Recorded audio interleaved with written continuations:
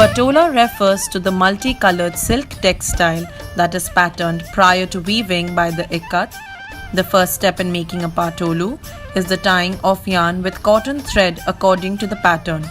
The tying of yarns is an intricate and time-consuming process. The yarn undergoes multiple cycles of tying and dyeing. The process of dyeing includes immersing the yarn into boiling hot water with the dyes until it has reached the desired shade and color. The yarns have to be carefully arranged during and after dyeing, as displacement of even a single yarn can disturb the design arrangement and render the entire set of yarns useless.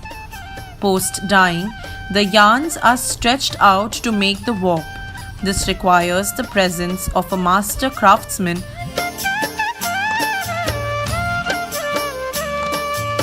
The patola loom is one of its kind in many ways. It is tilted to one side and requires two people to sit and work together on one sari. The weaving of a patola sari requires immense amount of precision and patience.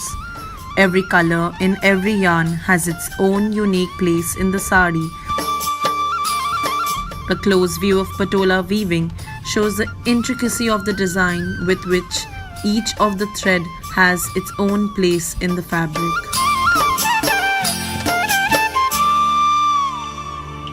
When viewed from the outside, patola may seem like an art form that is dying and needs to be revived. But the problem is one that requires you to delve deeper and understand the intricacies. The issues and difficulties are not as straightforward as it seems. The fact is that the environment it is currently in is not instrumental in allowing it to flourish.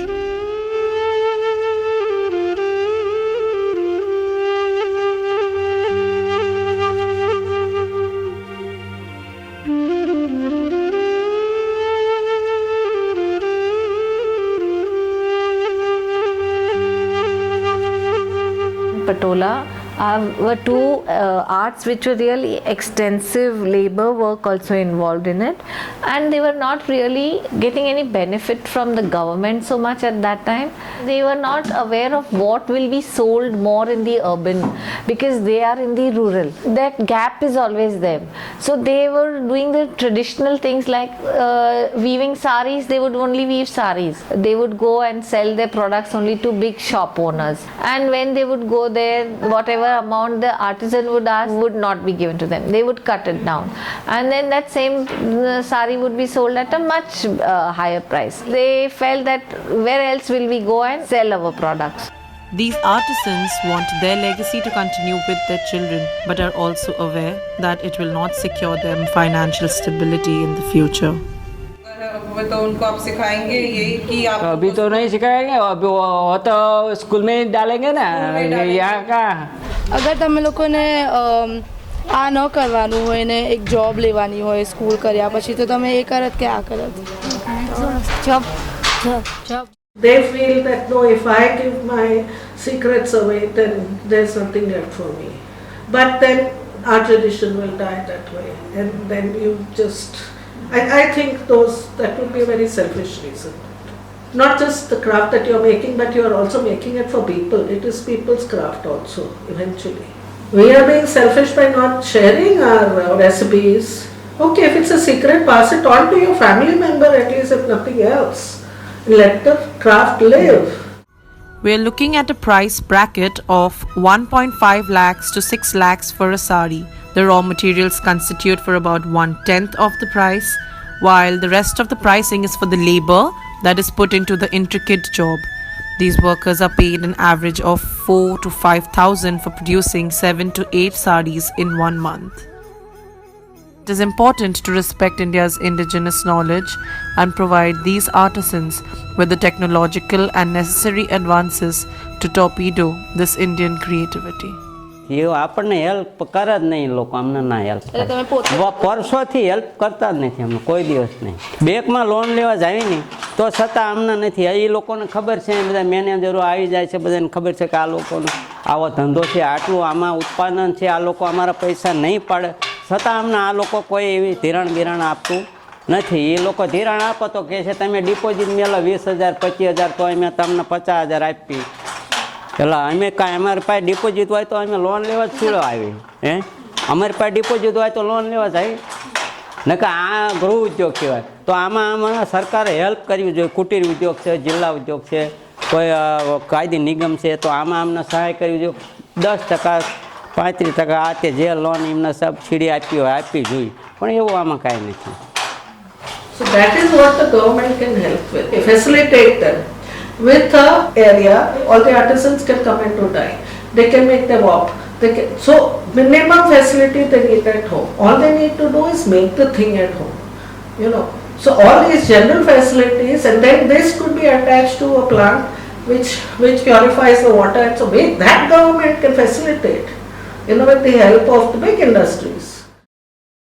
The Patola artisans are pushing for support from the government. Let us take a look at the government's involvement.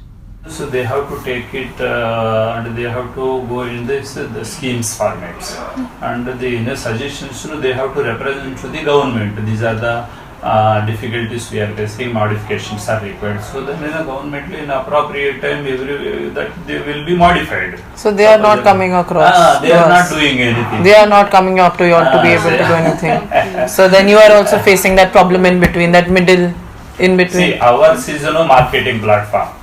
We are here to assist them. To assist in the sense means to market their products. So they are not coming also to the. They're not coming up to you. So then so how then- can you be able to form schemes according to their needs? So see, we used to give in a wide newspaper ads because for individual artisans you cannot go and tell okay, aap maal de do, aap maal de do, aap maal de do. You cannot tell it. There are thousands of people. इसलिए तो this because these schemes are government schemes are always applicable to the everybody, not for any particular body.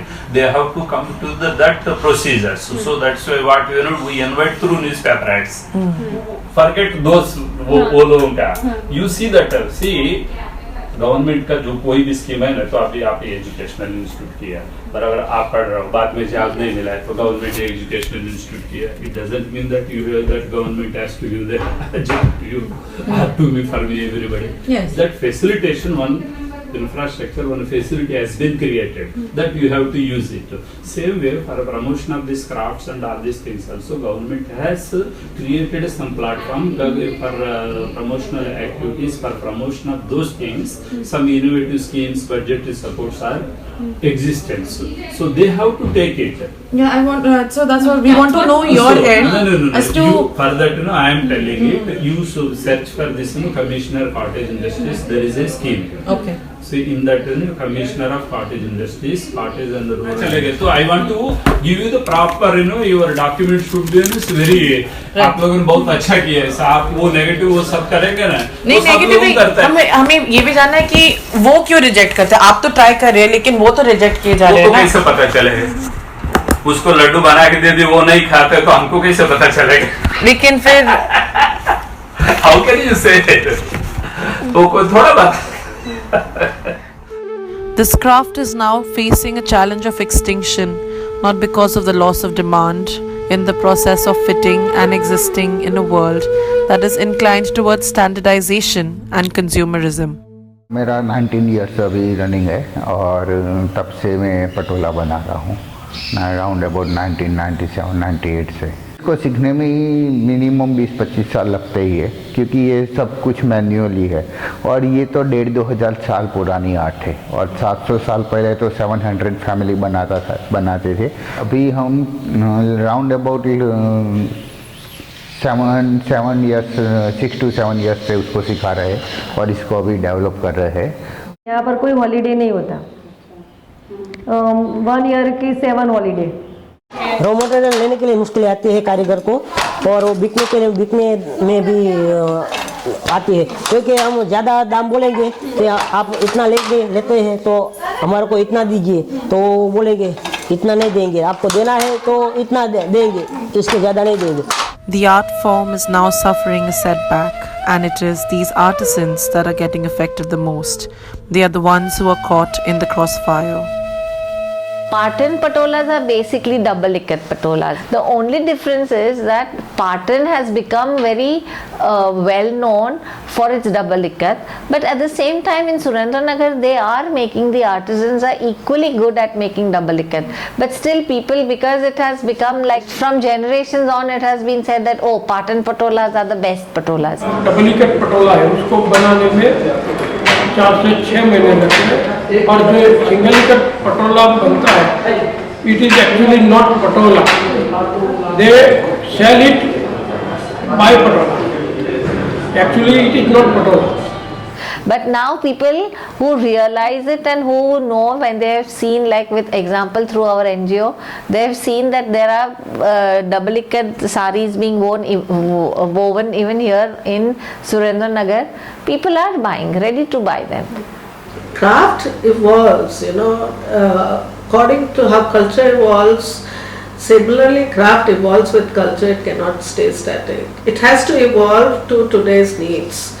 If it exists only in isolation, like in the olden days, then yes, then it has a limited marketability, so to speak. If the artisan really wants to take it forward, then the patterns have to evolve to today's needs.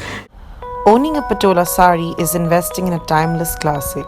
We took a look around Mumbai to see what the women have to say about the demand for it. Yes, I have. Yes. Yes, I have. Yes, I have. I in fact have one of them. Yes, I have. I think I have two. Yeah. I have one sari with patola design. I think I brought around 8 years back. I have that sari. Not really. I have not owned one, but my mom has many. Yes, I own long back. Yeah, I actually love the pattern. So I am a big fan of handlooms, and patola are very rich in the look and the feel and the color combinations that they use. So yes, I will buy another one if I get a chance. Yeah, I can buy. I like that patola shape and that design, basically that particular border. Yeah.